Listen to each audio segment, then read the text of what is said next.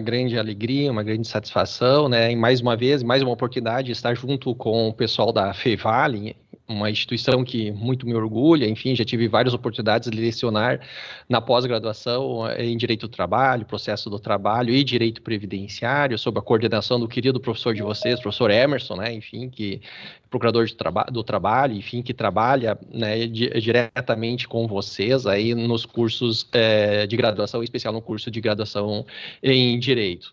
Também uma grande alegria, uma grande honra participar a convite agora de um momento muito especial, que é justamente essa semana acadêmica, né? A semana acadêmica, ela busca justamente trazer algumas temáticas que às vezes são trabalhadas mais rapidamente, ainda no início dos cursos de graduação, algumas temáticas que estão, vamos dizer assim, palpitando no meio acadêmico jurídico e que merecem uma atenção, um momento de parada, um momento de reflexão por todos nós, né?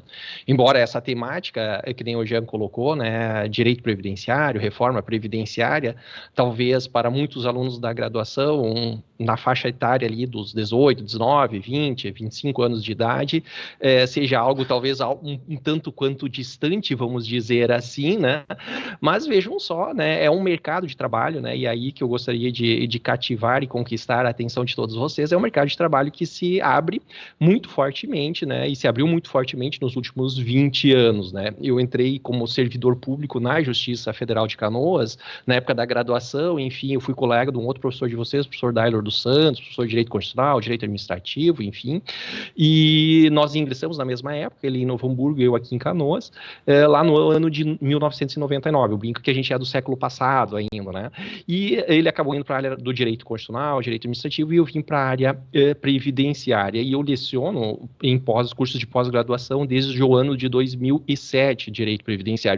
Então, a gente vê e consegue acompanhar o quanto que essa área cresceu, vamos dizer assim, eu diria, cresceu exponencialmente, né? Cada vez mais os novos desafios, a sociedade tem demandado mais por benefícios previdenciários, né? O acesso à justiça é um fator determinante disso tudo, vamos dizer assim, a partir principalmente da criação dos juizados especiais federais, e aí, por consequência, isso acabou levando vocês todos também a terem interesse, vamos por assim dizer, por essa área de atuação. Hoje, certamente, muitos pais, muitos avós de vocês estão usufruindo, recebendo um benefício previdenciário e certamente, em algum momento, eles já devem ter questionado se o valor dessa quantia recebida por eles é o valor correto, não é o valor correto, se tem algum equívoco no cálculo, se dá para melhorar, se dá para piorar, ou estão na iminência de se aposentar e eles querem saber se vai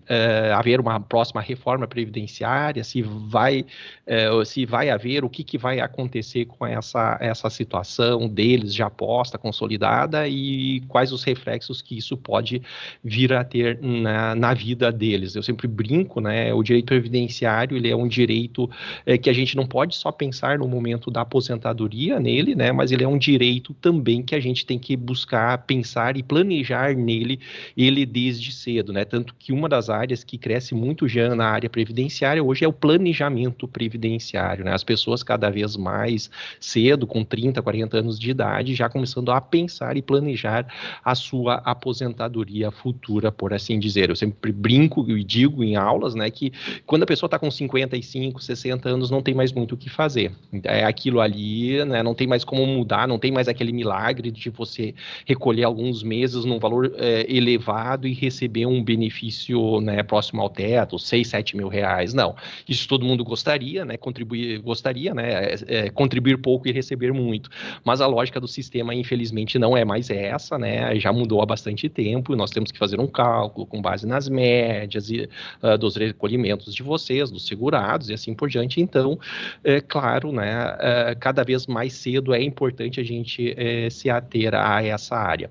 E, claro, mais de 50% de toda a demanda da Justiça Federal, né, que é uma demanda considerável, ela tem natureza previdenciária. Então, claro, como é que surgem esses processos na Justiça Federal? A partir dos indeferimentos, das pessoas, né, dos segurados, junto à Previdência Social, um percentual deles se sentindo, vamos dizer assim, preterido, né, acaba demandando o Poder Judiciário, né, se sentindo injustiçado, de certa maneira, acaba demandando o Poder Judiciário. Esse percentual tem aumentado. Estudos demonstram que antigamente as pessoas tomavam indeferimento administrativo no INSS e muitas aceitavam, dizer, não, tá ok, perfeito, né, vou seguir trabalhando, trabalhando mais uns anos para poder me aposentar, ou usufruir um benefício ou outro, né, um auxílio doença, né, uma pensão por morte. E hoje esse grau de insatisfação com a decisão administrativa tem se mostrado cada vez maior, e isso tem feito, então, que as pessoas buscam o Poder Judiciário. Eu não sei em números absolutos a demanda de Novo Hamburgo, mas ela não deve ser muito diferente da nossa aqui de Canoas. Canoas abrange a cidade de Canoas, 350 mil habitantes, Nova Santa Rita, que é relativamente pequeno, mas aí tem Esteio e Sapucaia, que são duas cidades bem populosas também, então a gente tem uma população mais ou menos de 600 mil habitantes, né? Já Novo Hamburgo, tem São Leopoldo, que é uma cidade populosa, Campo Bom, que é uma outra cidade populosa, enfim, mas vejam só, nós temos, e Novo Hamburgo tem uma região bem maior, são vários municípios ali, né? Mas vejam só, hoje nós temos uma demanda mensal de em torno de quase 1.000 processos de natureza previdenciária ajuizados na Justiça Federal de Canoas, né? Entre as suas mais diversas espécies de benefícios, seja aposentadoria, seja pensões, auxílio reclusão, benefícios por incapacidade, enfim, seja o que for. Mas nós temos, então, uma grande demanda, sem contar, então, claro, nós temos, sei lá, 5.000 pedidos administrativos, desses, talvez metade seja concedido, desses 2.500 que são indeferidos, aí uns 1.000 acabam ingressando na via judicial, né? Então, há um mercado de trabalho bem interessante para profissionais na área do direito, né, para justamente trabalhar junto a essa área que cresce cada vez mais, chamada de direito previdenciário. Mas feitas essas colocações iniciais, enfim, né, se quiserem me seguir também, né, tá aí no final da palestra os links das redes sociais, enfim, tudo mais, né, no Instagram. Mas vejam só, o nosso tema hoje, o nosso foco de debate é justamente a questão das reformas previdenciárias, né? Ou seja, a reforma previdenciária, avanços e retrocessos. Isso a gente acabou conversando, enfim, com o pessoal do Centro Acadêmico do Direito da Fevale, e achamos que seria um tema interessante para ser explorado com vocês, claro, nessa fala aí de aproximadamente 1 hora. Vejam só, assim, a primeira questão que acho que é importante a gente deixar muito claro, independentemente do viés político de cada um, e a gente sabe que a gente está no momento pré-eleições municipais, enfim, a gente sabe que no cenário federal a gente tem uma polarização muito grande, né, direita e esquerda, basicamente, né, tá difícil o centro conseguir se fortalecer, e, enfim, então a gente acaba tendo, né, basicamente direita e esquerda no cenário político nacional. Mas o que eu começo falando a partir disso, por quê? Porque, na verdade, assim, ó, independentemente de quem está no poder, tá? As reformas previdenciárias, elas se tornaram necessárias, elas são necessárias. A gente começa a olhar aqui, né, eu trago a partir da Constituição de 88, né, acho que há uma crescente, né, há uma consolidação muito forte dos direitos sociais, a Previdência tem assento lá no artigo 6º da Constituição Federal, tá lá, né, o direito à proteção previdenciária, no artigo 7º dos trabalhadores, ali vocês têm dos direitos dos trabalhadores urbanos e rurais, direito à aposentadoria. Aí vocês vão lá para o artigo 40 da Constituição Federal, vocês vão encontrar as regras de aposentadoria dos servidores públicos civis, né? No artigo 201, vocês vão encontrar as regras de aposentadoria dos trabalhadores do INSS, do regime geral de previdência social. Então, vejam só, a previdência como um todo, ela está muito presente, vamos dizer assim, no nosso texto constitucional. Sem contar, claro, do artigo 3º, enfim, ali que a gente também acaba levando para esse lado da solidariedade e assim por diante. Mas vejam só, o que eu gostaria de deixar muito claro a vocês, assim, é que, independentemente do governante, reformas previdenciárias foram realizadas e vão ser realizadas. Esse é o primeiro ponto de partida. Vejam só, a Constituição Federal de 88, que foi esse marco, ela foi reformada no cenário previdenciário 10 anos depois, em 98. Quem era o governante em 98? FHC, Fernando Henrique Cardoso, PSDB, direita.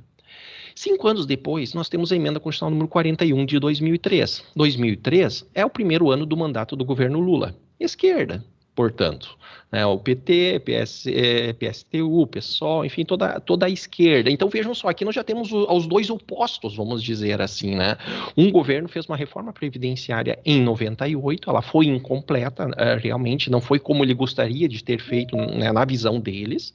O PT, na época, era oposição, foi vencido, né? Ele precisava 3/5. Nós estamos falando de uma PEC, de uma reforma constitucional, né? Não uma proposta de emenda constitucional. Precisava de 3/5. Né? E o PSDB, na época, a direita não conseguiu os votos, por exemplo, suficientes para fazer com que no regime geral de previdência social tivesse uma idade mínima para aposentadoria por idade. Né? E isso levou, inclusive, tempos no ano seguinte, à criação do fator previdenciário, que muitos de vocês também já ouviram falar, por assim dizer.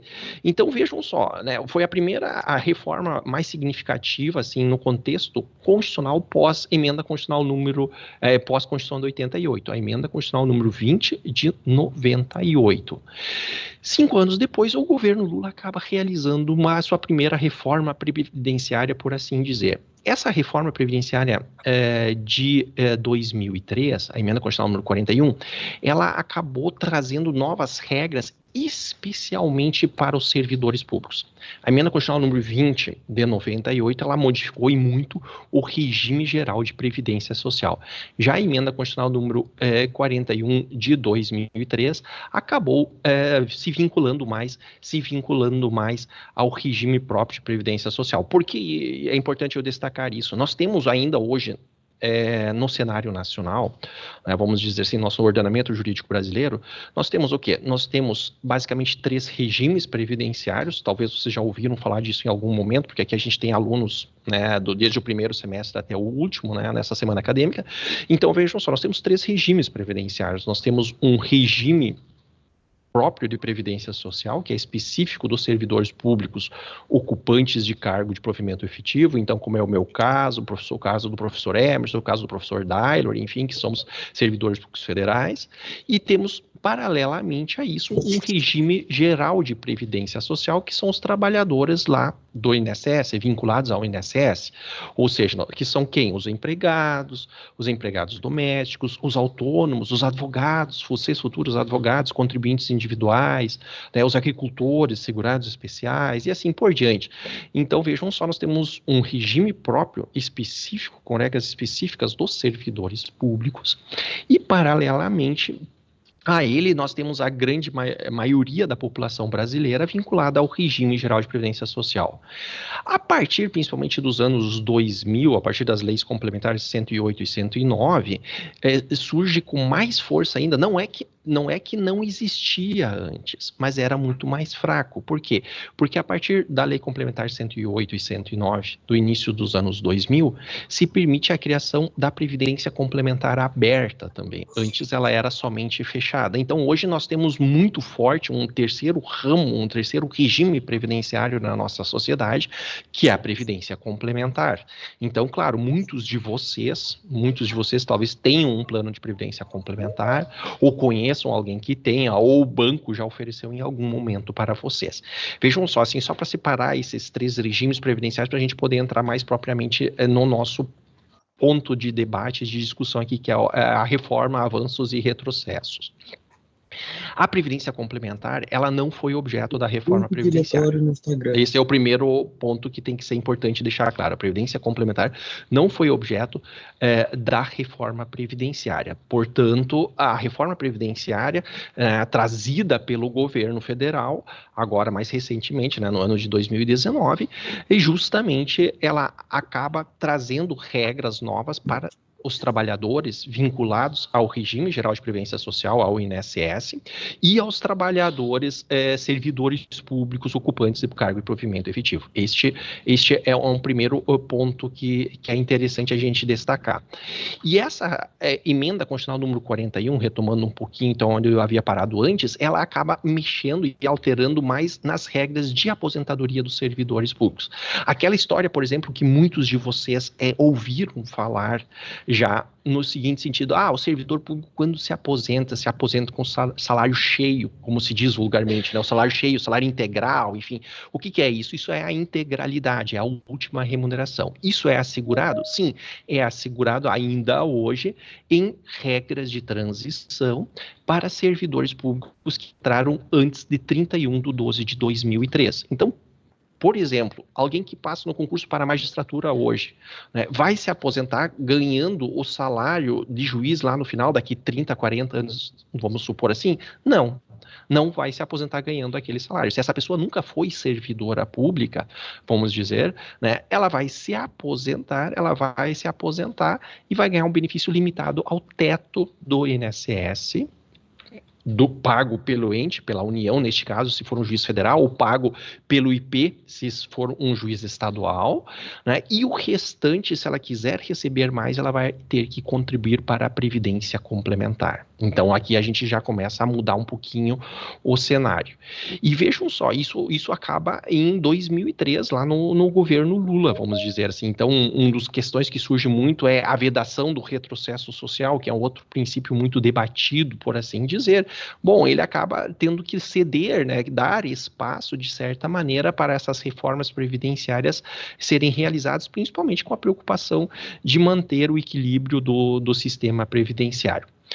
Vocês vão ver que depois outras reformas são realizadas. A reforma constitucional número 70, a 47, aliás, primeiro em 2005, 70, 2012. Essas são reformas menos significativas e sempre atingindo servidores públicos, né? A emenda constitucional número 88, né? O que é a emenda constitucional número 88 antes da gente chegar na atual? A emenda constitucional número 88 é aquela chamada PEC da Bengala. O que foi na época a PEC da Bengala?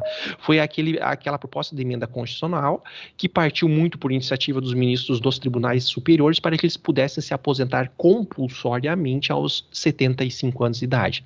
Antigamente, a aposentadoria compulsória ou expulsória, né, ou seja, o servidor público teria que sair do serviço público, era aos 70 anos de idade. Aí, por lobby, por pressão dos ministros dos tribunais superiores que gostariam de ficar mais 5 anos ocupando esses cargos e recebendo todas as benesses desses cargos, vamos dizer assim, eles acabaram pressionando na época o governo, porque dificilmente um servidor público civil, um res mortal, como se brinca, né, fica até os 75 anos. É muito raro, né? Agora, os ministros dos tribunais superiores, sim, então eles têm essa aposentadoria. E hoje é permitido o Eugélio ir até os 75? Sim, é permitido o Eugélio ir até os 75, só que o Eugélio certamente não vai até os 75. Agora, os ministros dos tribunais superiores talvez vão, né? Então, por isso, a emenda constitucional número 88 acabou passando, né? E, claro, então acabou se aplicando para todos os servidores públicos. Bom, vejam só, aqui, e essas reformas previdenciárias menores aqui, né? Elas acontecem todas elas durante o governo do PT, na verdade, né? Não é uma crítica, não é elogio, é só uma constatação histórica aqui para situar vocês. O governo Dilma cai, e todos nós acompanhamos e sabemos isso, né? Enfim, sofre o processo do impeachment, né? Sem entrar em juízo de valores, mas só situando os fatos. Vejam só, o governo Temer assume em 2016 e ele apresenta uma proposta de emenda constitucional. Uma proposta de reforma constitucional previdenciária, PEC 287 de 2016. Ela não é aprovada, ela não anda, porque o governo Temer, ele entra meio que na batida do governo Dilma, desgastado, portanto, de certa maneira, com o Congresso, teve dificuldades, embora ele sempre foi conhecido como sendo um grande articulador político, né, dos bastidores do Congresso Nacional, o Michel Temer, constitucionalista, né, por sinal, ele acaba não conseguindo levar à frente a proposta de emenda constitucional. O governo Bolsonaro é eleito, né, no final de 2018 e toma posse no dia 1º de janeiro de 2019. Vejam só, quando nós falamos em reforma previdenciária, muitas vezes as reformas mais duras, elas nem se dão no texto constitucional. Muitas vezes as reformas mais duras, elas se dão no texto infraconstitucional, no texto, vamos dizer assim, legal, nas leis. E o governo Bolsonaro, ele acaba dividindo, vamos por assim dizer, a reforma previdenciária em duas partes. O que tiver que mexer na Previdência e der para mexer por meio de lei, vamos fazer uma medida provisória. E aí ele baixa a MP 871 no início de 2019, que depois é convertida em Lei 13846 de 2019. Paralelamente a isso, o que não dava para mudar, mexer, vamos dizer, por meio de lei, e que teria que ser por emenda constitucional, porque eram dispositivos, enfim, previstos no artigo 201, ou reflexos daquilo ali, desdobramentos, né? Ele acaba, então, encaminhando a proposta PEC 6 de 2019. Essa proposta de emenda constitucional, como normalmente no primeiro ano do mandato, o governante tem mais facilidade de aprovar umas reformas mais impactantes. O governo Lula acabou fazendo recentemente a reforma tributária, que foi no segundo ano de mandato, mas normalmente, assim, nos primeiros 2 anos do mandato, eles conseguem fazer as reformas mais impactantes. Então, o governo Bolsonaro, ele acabou conseguindo, né, a aprovação da PEC 6 de 2019, que acabou sendo promulgada, publicada e entrou em vigor em 13 de novembro de 2019. Emenda constitucional número 103. Então, agora nós estamos praticamente fechando 5 anos dessa emenda constitucional, dessa proposta, né, dessa reforma previdenciária. A mídia, às vezes, já tangencia alguns comentários que talvez uma nova reforma seja necessária.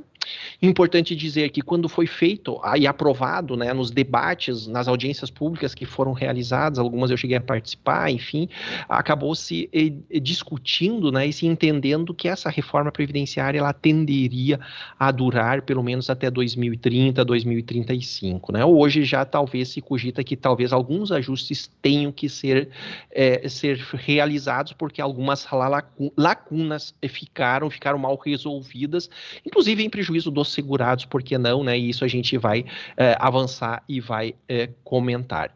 Então, este, assim, é um panorama histórico para a gente justamente conseguir chegar e conversar sobre alguns avanços, sobre alguns desafios dessa reforma previdenciária. Muitas vezes se diz que a reforma previdenciária, a emenda constitucional número 103, não trouxe nada de bom. Tipo assim, só piorou. Né? Isso é um jargão popular, vamos dizer assim, né? E de um olhar como um todo, eu acho que as regras sim ficaram mais severas. Não sou um defensor da reforma, né? Mas também não sou um crítico ferrenho a ela, né? Então acho que procuro ser um pouco ponderado. Um dos grandes avanços, eu começo falando primeiro dos avanços, vamos dizer assim, para depois até apontar algumas falhas, né, quanto a ela, e até eu vejo que alguém acho que levantou a mão, não sei se foi por querer ou sem querer, mas assim, vão lançando as perguntas no chat, o pessoal que eu acompanho aqui, e vou respondendo vocês já na medida que vocês vão lançando as perguntas. Fiquem bem à vontade.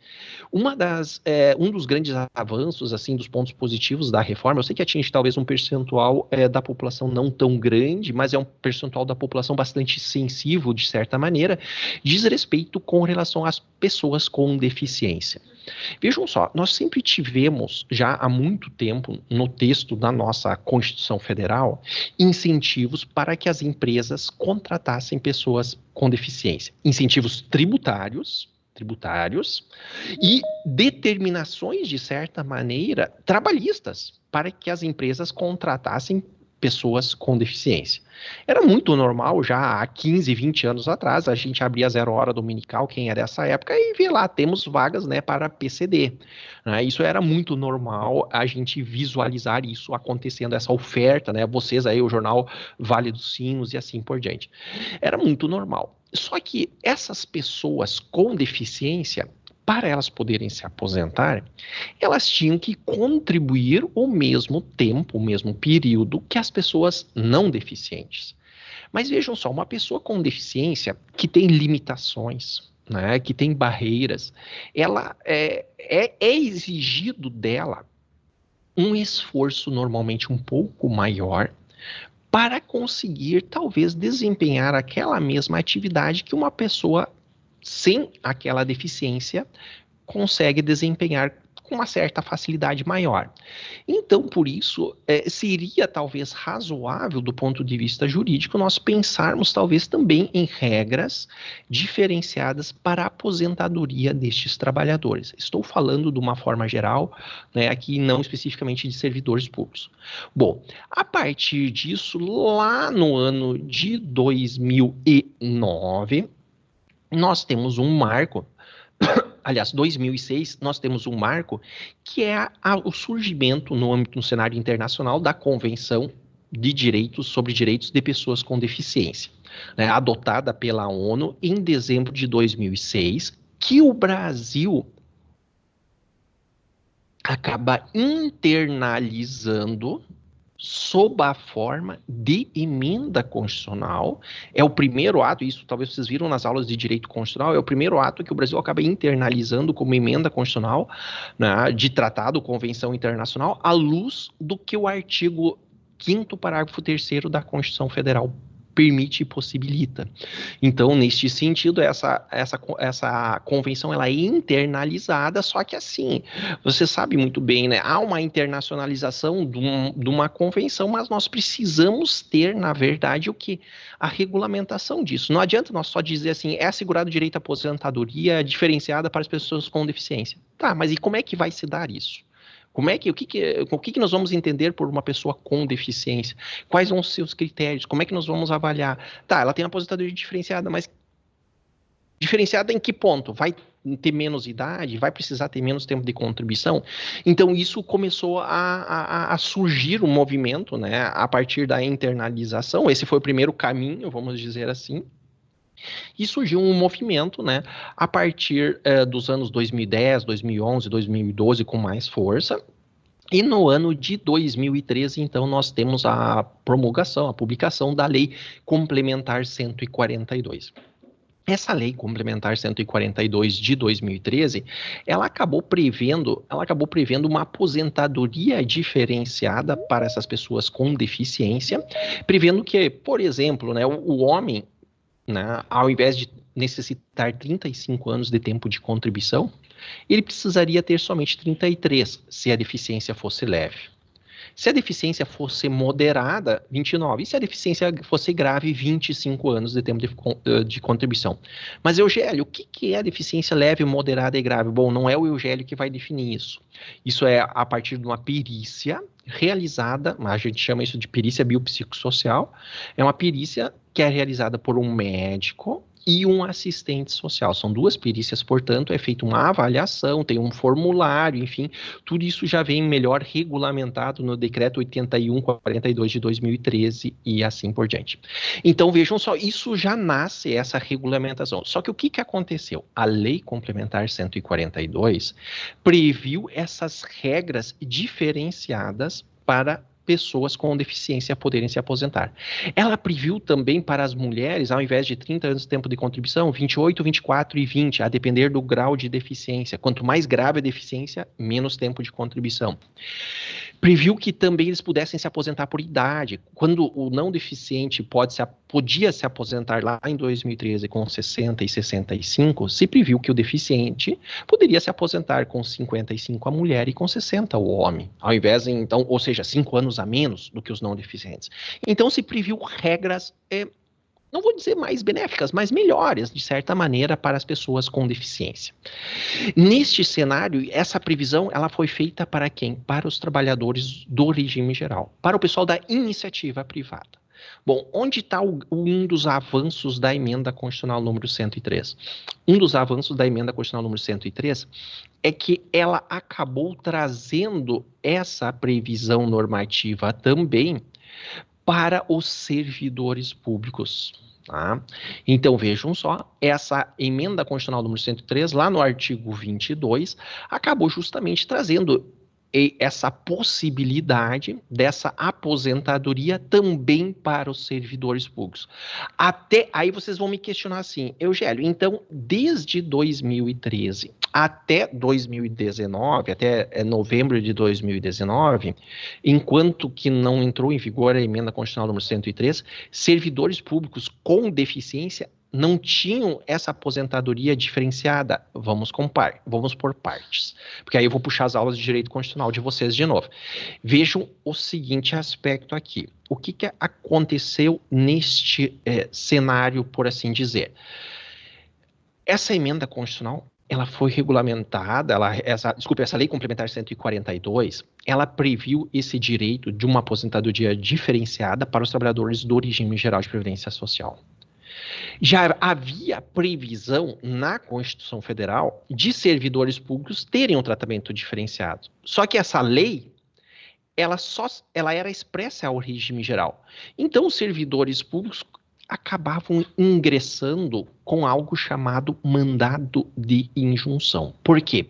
Porque, na verdade, eles tinham um direito assegurado, mas eles não tinham uma norma regulamentadora, a ausência de norma regulamentadora. Faltava a norma que regulamentava aquele direito que lhe era assegurado. E, paralelamente a isso, havia uma norma no regime geral que assegurava esse direito. Então, os servidores públicos começaram com o seguinte movimento. Espera um pouquinho. Se eu tivesse na iniciativa privada, eu ia poder me aposentar mais cedo. Eu, como servidor público, aqui eu não posso porque a lei não tem uma lei específica para mim. Juiz, via mandado de injunção, né? Diga para que seja aplicada aquela outra lei ao meu caso concreto. Então, os servidores públicos começaram a demandar, né? Então, via mandado de injunção, nesse período, entre 2013 e 2019, muitos servidores públicos conseguiram a aplicação, sim, da Lei Complementar 142. Qual é, então, o grande avanço? É que agora os servidores públicos, eles não necessitam mais ingressar com mandado de injunção. Por que isso é importante, gente? Porque no universo dos servidores públicos, quem já fez concurso público sabe, tem um percentual de vagas que já são destinados de cara para pessoas com deficiência. 10% normalmente. E depois tem aquelas pessoas que ingressam no serviço público e no decorrer dos anos são acometidos de uma deficiência também. Pode acontecer com todos nós, né? Então, nós já temos aqueles que têm direito na sua partida, no ingresso no serviço público, e tem aquelas pessoas, aqueles servidores públicos que se tornam deficientes posteriormente. Então, neste cenário, é um avançar, vamos dizer assim, bem interessante, porque essas regras de aposentadoria das pessoas com deficiência, né, para os servidores públicos, elas acabam sendo bem mais benéficas, né? Então, e hoje não há mais a necessidade do ingresso do mandado de injunção. Qual que é o porémzinho dessa norma aqui? E aqui é um ponto interessante que já é um ponto negativo. É um retrocesso, de certa maneira, da reforma. Que depois está mencionado lá, mas eu vou mencionar aqui já, e depois lá eu já pulo ele, vamos dizer assim. Qual que é o grande problema?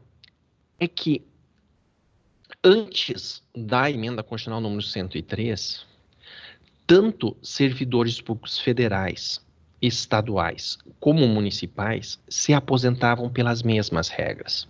Se vocês me perguntassem antes da emenda constitucional número 103, a seguinte situação: Eugélio, meu pai, minha mãe é que é servidora do município de Novo Hamburgo, vinculada, portanto, ao IPASEM, que é o regime próprio aí de Novo Hamburgo, né? É vinculado ao IPASEM. Ela vai se aposentar quando? Considerando que ela entrou em tal data, tem tanto tempo de contribuição e assim por diante. Eu sabia as regras. Por quê? Porque as regras eram as mesmas, tanto do servidor público federal, como do estadual, como do municipal. A emenda constitucional número 103, ela faz um corte. Vejam só o contexto histórico do negócio. Nós estamos, na verdade, na discussão disso na metade, mais ou menos, de 2019. E no ano seguinte, é o primeiro ano do mandato do governo Bolsonaro, no ano seguinte, no ano de 2020, nós teríamos eleições municipais para que os novos governantes municipais tomassem posse em 2021. E muitos deputados e muitos senadores, principalmente deputados, concorreriam a eleições municipais. Portanto, essa reforma previdenciária, ela prejudicaria o seu eleitorado, de certa maneira, os seus servidores públicos, talvez municipais, ou concorreriam principalmente a municípios, desculpe, então prejudicaria os seus servidores públicos municipais. Então isso fez com que a Câmara dos Deputados fatiasse, de certa maneira, a reforma previdenciária e tirasse os servidores públicos municipais e estaduais. Tanto é que, se vocês olharem, por exemplo, esse artigo que está na tela para vocês, ele é expresso, está grifado em laranja para vocês ali, ó, servidor público federal. Aí a pergunta é, Eugélio, e servidor público municipal depois da emenda constitucional número 103? Vai ter que seguir entrando com mandado de injunção para ter direito a uma aposentadoria diferenciada, né, de acordo com a Lei Complementar 142? Em princípio, sim, a não ser que o seu município tenha feita a reforma previdenciária. Eu não pesquisei se Novo Hamburgo fez ou não fez. Canoas eu sei que fez, Porto Alegre eu sei que fez, o estado do Rio Grande do Sul fez e recepcionou esse artigo, botou na sua reforma previdenciária este mesmo artigo, né? Ou seja, disse, olha, aqui no município de Canoas, aqui no município de Porto Alegre, ou no estado do Rio Grande do Sul, o servidor público com deficiência aplica-se essa lei e ele vai poder se aposentar um pouco mais cedo. No município de Novo Hamburgo, teria que dar uma olhada se foi feita a reforma previdenciária ou não. Se foi feita, temos que ver o que diz a reforma previdenciária. Se não foi feita, vai ter que entrar com mandado de injunção. Aqui, neste caso, o mandado de injunção é contra o chefe do Poder Executivo Municipal, contra o prefeito, portanto, a competência desse mandado de injunção é frente ao Tribunal de Justiça do Estado do Rio Grande do Sul, como prevê, inclusive, a nossa Constituição do Estado do Rio Grande do Sul. Ok? Então, este é um ponto, assim, acho que dá para considerar como um ponto de avanço da nossa reforma previdenciária. A gente tem que procurar, é difícil de achar, mas a gente acha alguma coisa. Um outro ponto de avanço, e aí é uma opinião pessoal minha, um outro ponto de avanço é justamente a alíquota progressiva. Eu acho que a alíquota progressiva ela foi um ponto de avanço. Vejam só. O que nós tínhamos antes da reforma previdenciária? Nós tínhamos para empregados domésticos e trabalhadores avulsos, nós tínhamos uma alíquota única. Aliás, uma alíquota não única, mas era uma alíquota estanque. Se você ganha até tanto, você vai pagar 8%. Se você ganha até tanto, você paga 9%. E se você ganha acima de tanto, você paga 11% de contribuição previdenciária. Isso gerava uma situação meio maluquinha, assim. Imaginem vocês, uma situação um tanto quanto estranha. Imaginem vocês que alguém que ganhasse 3 mil estava pagando 9% de contribuição previdenciária. 3 vezes 9, 27. R$270 estava sendo descontado do contra-cheque daquele empregado de contribuição previdenciária. Daqui a pouco, ele ganharia 2% de aumento. De 3 mil, ele vai para R$3.060. Talvez agora ele já entra na faixa dos 11%. E daqui a pouco, então, agora, se antes ele estava pagando 270, agora 11% de R$3.060, 11% de 3 mil já dá 30. De R$60, 11% dá 6,60. Então, ele já pagaria R$336. Mas antes ele estava pagando 270. Então, ele ganhou R$60 de aumento, mas ele está pagando R$66 a mais de contribuição previdenciária. Ou seja, ele está ganhando menos. Ou seja, isso poderia vir a acontecer se a pessoa estivesse muito próxima àquela faixa, né, aquela troca de alíquota de contribuição previdenciária, porque a alíquota era aquela, né, não tinha uma progressividade. Então, o texto né, da emenda constitucional número 103, a meu ver, ele foi feliz quando ele acaba prevendo a alíquota contribuiçária, a alíquota progressiva da contribuição previdenciária.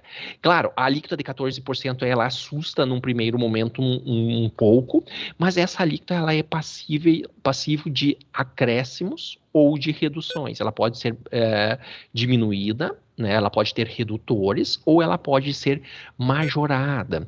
Então, vejam só, neste ano, por exemplo, de 2024, para empregados domésticos, trabalhadores avulsos, que ganham até o valor de um salário mínimo, pode alguém ganhar menos que um salário mínimo? Pode, porque daqui a pouco trabalha 20 horas.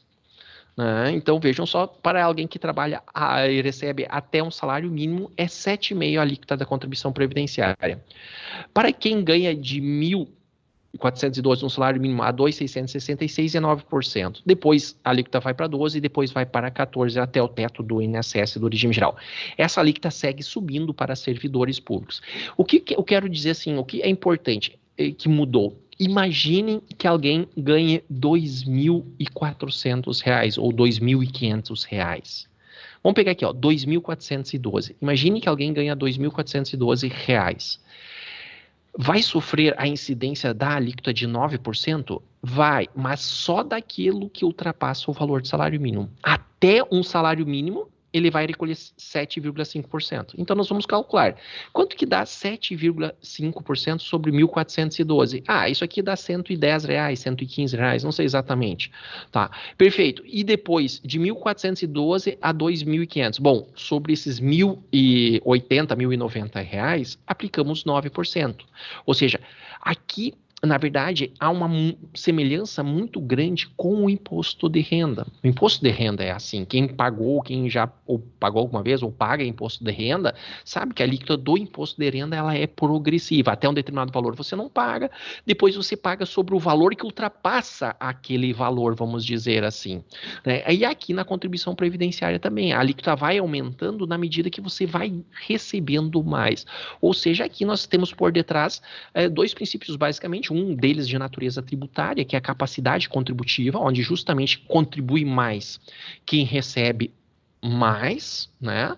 E a justiça social, né? Acima de tudo. Ou seja, aqui se faz, de certa maneira, uma justiça social com base na própria solidariedade do sistema, onde as pessoas que recebem, oferem uma renda de maior valor, acabam recolhendo, né, em prol até da solidariedade do nosso sistema previdenciário, em favor daqueles que oferem uma renda de menor valor. Então, me parece, assim, na minha visão, na minha modesta opinião, como sendo um ponto, assim, positivo da nossa reforma previdenciária, justamente a instituição dessa alíquota progressiva.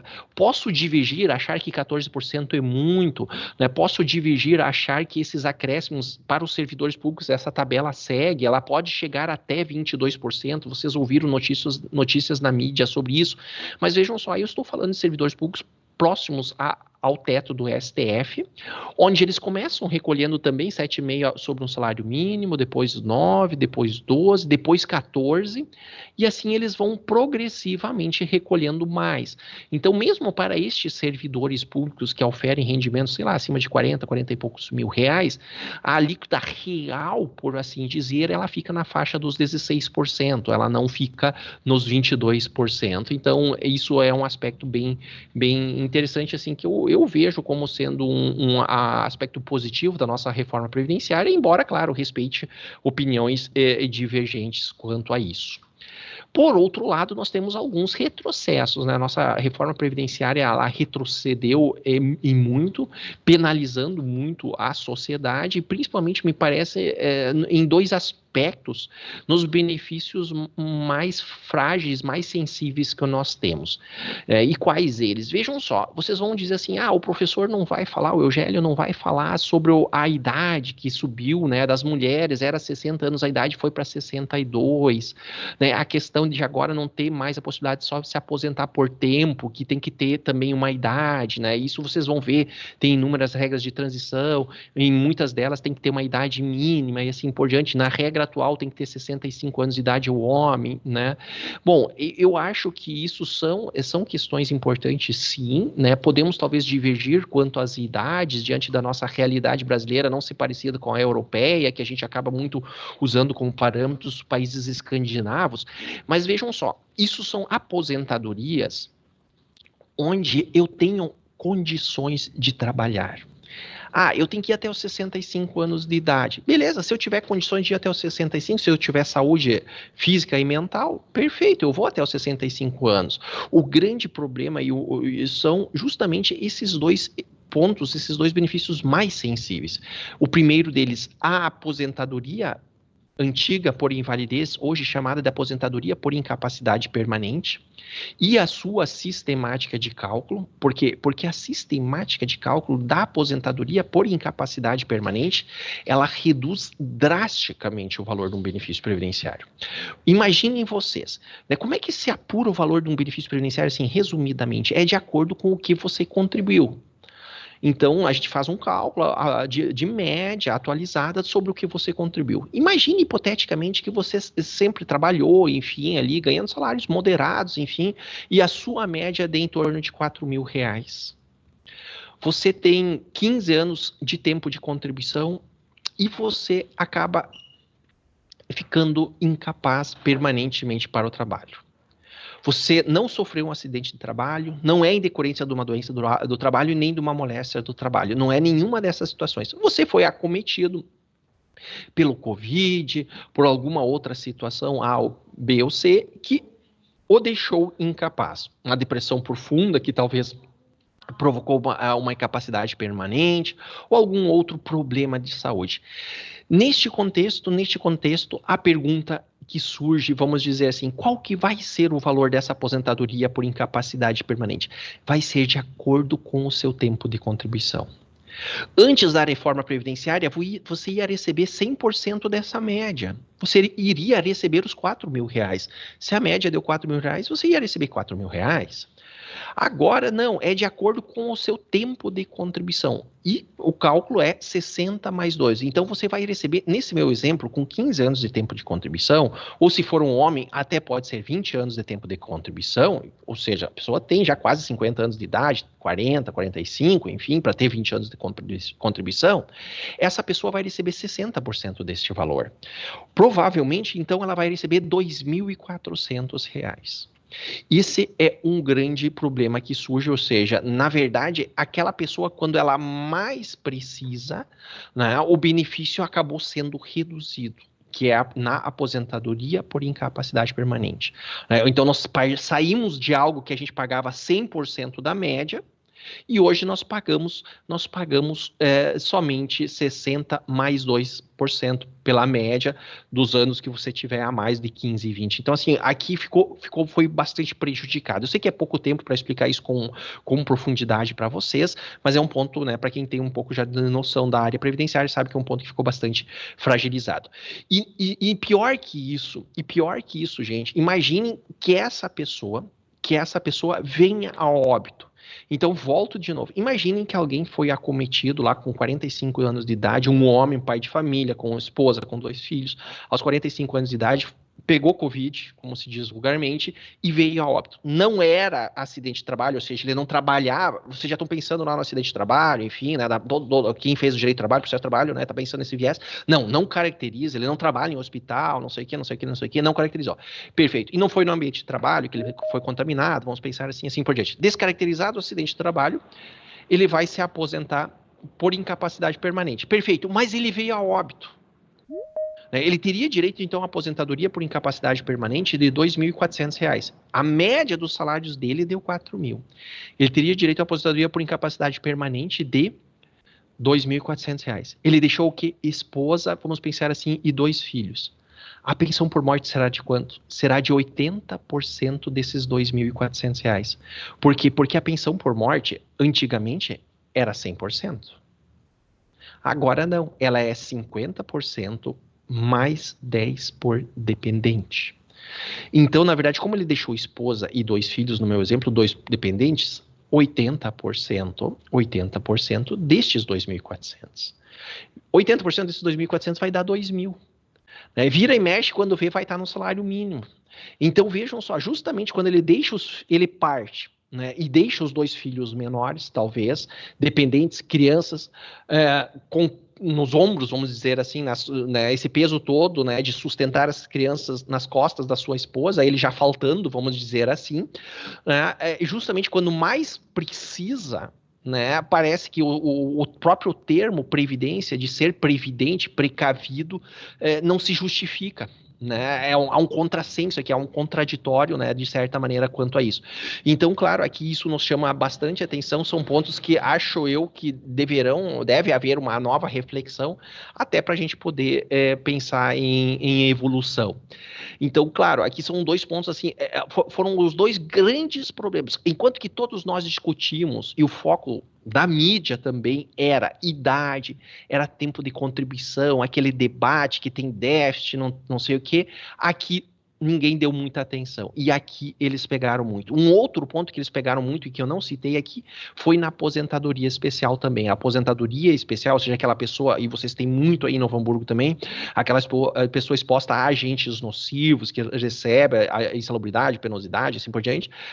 E, claro, aqui, claro, com devidos cuidados para ver se a atividade realmente se enquadra como especial para fins previdenciários, ela também foi bastante afetada, porque passou-se a ser exigida uma idade mínima.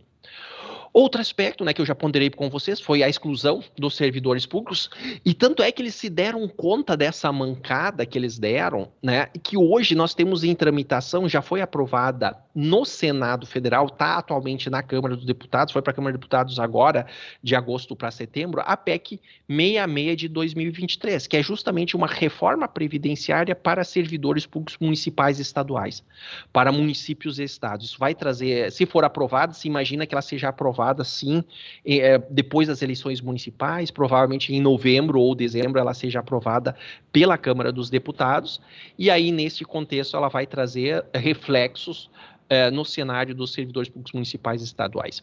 E no cenário ainda dos servidores públicos, né, para encerar a questão dos retrocessos, vamos dizer assim, claro, ficou faltando uma regra de transição para aposentadoria por idade dos servidores públicos.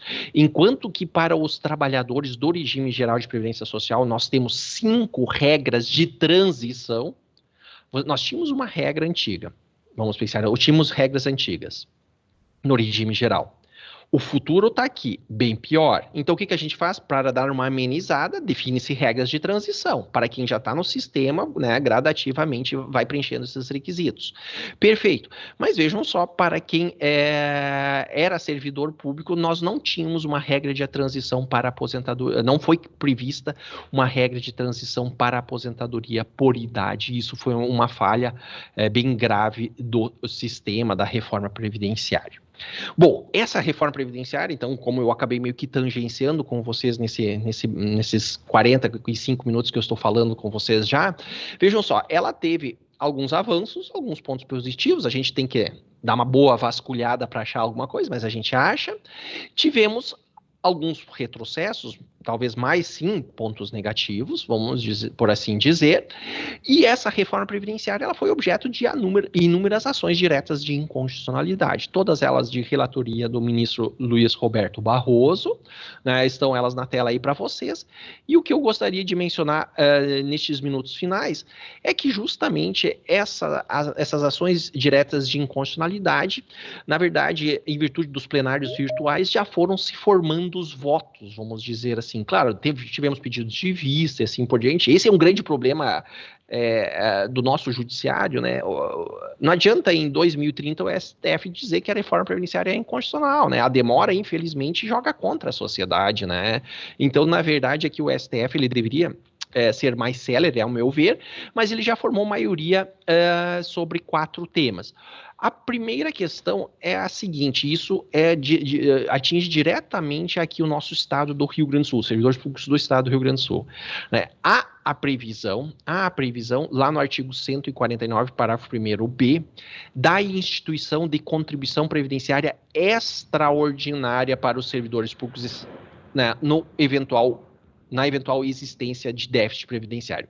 O estado do Rio Grande do Sul não implantou isso ainda, mas tem já a previsão também dessa possibilidade. O que o estado do Rio Grande do Sul fez?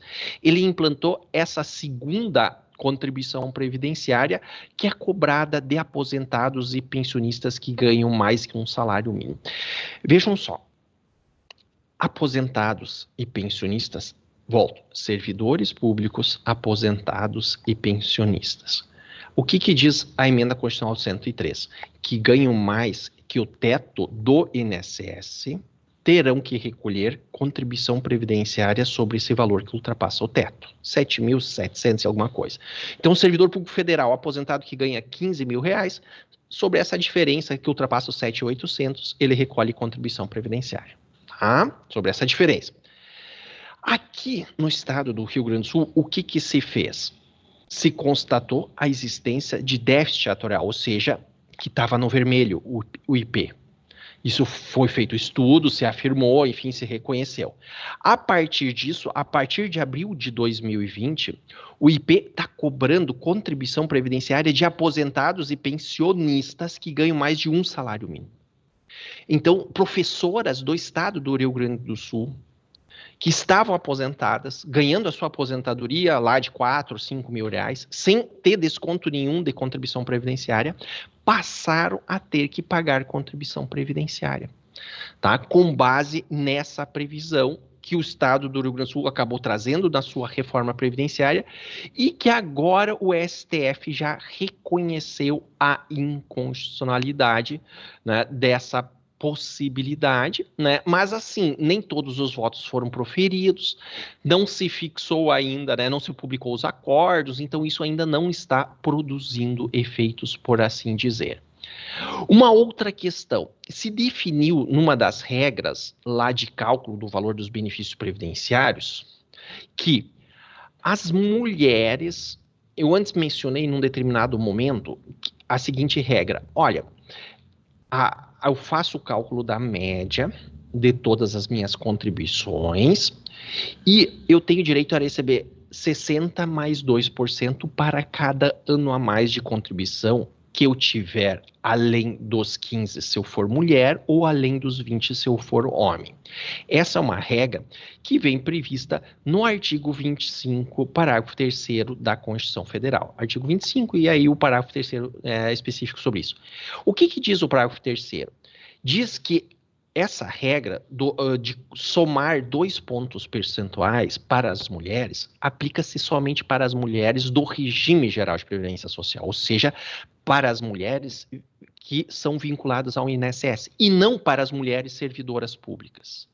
Ué, mas por que essa distinção entre mulher servidora pública e mulher não servidora pública? Daria uma diferença, só para vocês entenderem, 10% no valor final da aposentadoria. Pego 2 mulheres que contribuíram os mesmos valores durante o mesmo tempo de contribuição. No final, elas vão ter uma diferença de 10%. A servidora pública vai ganhar 10%, gente, menos do que a do regime geral, do que a da iniciativa privada. Ou seja, aqui é um exemplo nítido de que, às vezes, a iniciativa privada é melhor. Então, vejam só, ela vai ganhar 10% menos. Por que isso, algo justifica isso? Não, em princípio não. Então, o STF entendeu que esse dispositivo também seria inconstitucional. E, por fim, uma outra questão que o STF acabou entendendo pela inconstitucionalidade é uma questão de contagem recíproca de tempo de contribuição, enfim, sem os devidos recolhimentos de contribuição previdenciária. Esse é um aspecto que tange, é mais raro de acontecer, mas que pode vir a acontecer em alguns regimes próprios de aposentadoria também. Né, que mais diz, tem uma relação mais direta com a questão de trazer tempo da iniciativa privada para quem é para o serviço público. Vejam que é curioso que todas esses reconhecimentos de inconstitucionalidade trazidos pelo STF, eles partem de servidores públicos, né? Eles partem de servidores públicos, né? E não do regime geral de previdência social. Claro, muito porque quem acabou ajuizando essas ações diretas de inconstitucionalidade são associações de magistrados, né, principalmente de servidores públicos, defensores públicos da União, enfim, defensores públicos da União e outros órgãos, vamos dizer assim, né, que acabaram questionando mais essas medidas, né, que atingem mais os servidores públicos. Ok? Jean, assim, ó, acho que seriam mais ou menos essas as minhas contribuições nesse tempo que me foi ofertado, né? Novamente, seguem os canais para contato, né? Quando a gente tem um nome um pouco complexo, como Eugélio, o Instagram fica fácil, né? Então fica Eugélio Luiz Miller, enfim, né? Vocês têm também o meu e-mail para futuras dúvidas. Eu agradeço, Jean, mais uma vez a oportunidade da Fevale em abrir esse espaço para o direito previdenciário, né? Que eu sei que é uma disciplina muito querida aí por todos também, enfim, então devolvo a palavra, enfim, estou aberto a questionamentos, dúvidas, perguntas, não sei se entrou alguma coisa no chat, enfim, né? Agradeço a todos que me acompanharam também.